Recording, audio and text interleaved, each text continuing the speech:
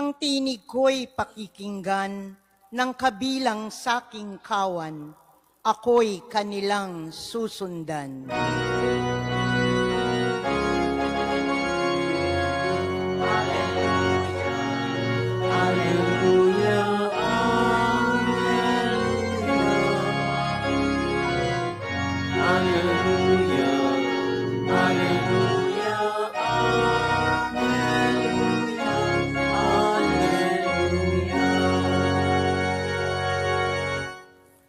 Sumainyo ang Panginoon. At sumaiyo rin. Ang mabuting balita ng Panginoon ayon kay San Marcos. Papuri sa iyo, Panginoon.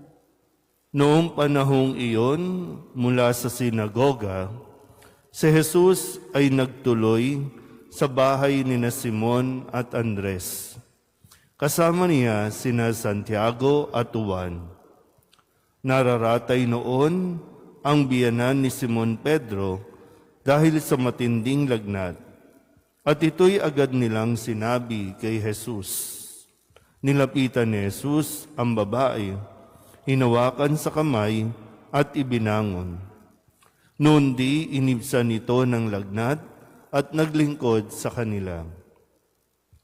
Pagkalubog ng araw, dinala kay Jesus ang lahat ng may sakit at ang mga inaalihan ng demonyo. At nagkatipon ang buong bayan sa may pintuan ng bahay. Pinagaling niya ang maraming may sakit, anuman ang kanilang karamdaman, at nagpalayas siya ng mga demonyo. Hindi niya hinayaang magsalita ang mga ito sapagkat alam nila kung sino siya. Madaling araw pa'y bumangon na si Jesus at nagtungo sa ilang na pook at nanalangin. Hinanap siya ni Simon at kanyang mga kasama. Nang siya ay matagpuan, sinabi nila, "Hinahanap po kayo ng lahat." Ngunit sinabi ni Jesus, "Kailangang pumunta rin naman tayo sa mga kalapit bayan upang makapangaral ako roon. Ito ang dahilan ng pag-alis ko sa Capernaum." At nilibot niya ang buong Galilea na nangangaral sa mga sinagoga at nagpapalayas ng mga demonyo. Ang mabuting balita ng Panginoon. Pinupuri ka namin, Panginoong Heso Kristo. Isang magandang umaga po sa inyong lahat. Ngayon po ay Miyerkules ng unang linggo sa karaniwang panahon at tayo po muli ay nagsisimula para sa bagong taon, para sa panibagong taon. At sa atin po, kumbaga tuloy-tuloy lang din naman ang buhay natin. Tuloy-tuloy din lang naman ang mga gawain natin. Yung iba sa inyo talagang tuloy pa rin ang trabaho. Sa mga may bahay, tuloy pa rin ang mga gawaing bahay. Hindi naman nauubos. Yung paghuhugas, paglalaba, pamamalansya, kung ano man, lahat yon itinutuloy lang natin. At maganda po, nasa pagsisimula din ng taon natin, mapaalalahanan tayo ng pinakamahalagang ginagawa ni Jesus. Sabi po dito, matapos na pagalingin ni Jesus ang biyanan ni Simon Pedro na may sakit, ay dinala na sa kanya ang napakarami pang may sakit. At hindi lang basta sakit, kasi nandoon din yung mga inaalihan ng demonyo. So hindi madali yun. Nakakaubos yun ng energy. Pwede nga sa term natin, nakaka-stress yun.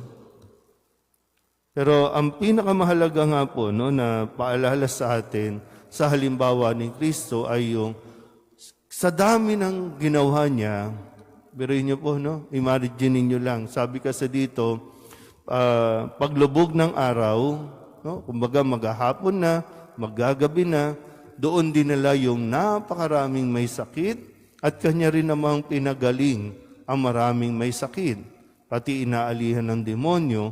Pero madaling araw pa, bumangon na si Jesus, nagpunta sa isang ilang na pook at nanalangin.